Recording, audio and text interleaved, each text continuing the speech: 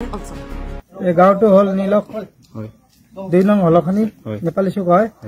ইয়াত গুলি বরাবর আহি থাকে, যেটা ফায়ারিং করে মাঝে মাঝে আহি থাকে, কোনোবা দিনা এটা নাহে কিন্তু মাঝে মাঝে আহিয়ে থাকে। এদিন এও মানুহজনী কাপোৰ শুকাই আছিলে, কাপোৰ শুকোৱাৰ ওচৰতে 1 ফুটৰ ডিফাৰেন্সত গুলিটো পৰিছে।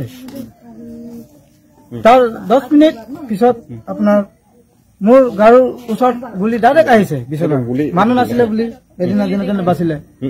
এই যোৱা বছৰ কথাতে যেতিয়া এইটো কাগজটো আমি দিছিলো, সেই তাৰ পিছত গুলি অহাৰ পিছত আমি কমপ্লেইনটো দিছিলো।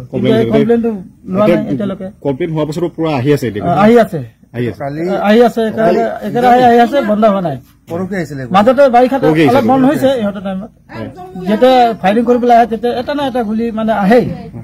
কেতিয়াবা চোতালৰ পৰা যায়, কেতিয়াবা বাৰাণ্ডাৰ পৰা যায়, এনেকুৱা হৈছে। আমাৰ বাইদেউ এজনী ঘৰৰ পৰা 15 দিনত 23 তাৰিখ আপোনালোকৰ ঘৰতে নে?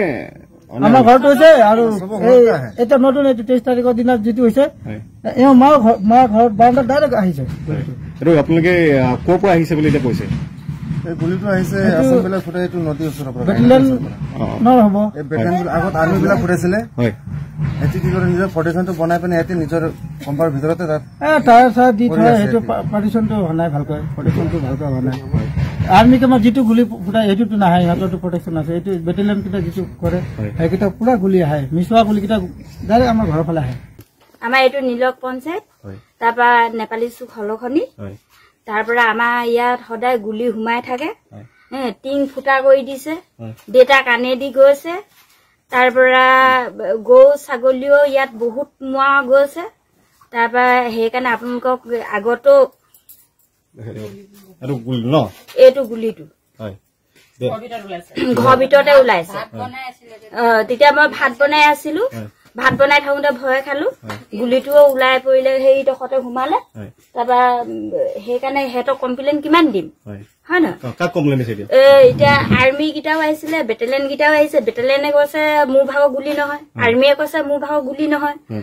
তেওঁলোকে যদি ফুটুৱাইছে যদি সেইটো গুলি যদি তেওঁলোকৰ নহয় কাৰ হব, হয় নহয়? আহিছে, বেটেলিয়নো আহিছে, পুলিচো আহিছে। তাৰপৰা 2-3 বাৰ আমাৰ কমপ্লেইন দিয়াও হল। আজিলৈকে ব্যৱস্থা নাই, আজিলৈকে কৰা নাই তেওঁলোকে। তাৰপৰা যদি আমাৰ ইয়াত যদি কোনোবাই যদি ল'ৰা ছোৱালী যদি কিবা এটা হৈ যায় কি হব, হয় নহয়? তাৰপৰা সেইকাৰণে আমি কমপ্লেইন দিছো। আপোনালোকে সেইটো মতে এতিয়া কি কৰিব পাৰে আৰু কৈ দিয়ক। Bureau' report, N24 Assam.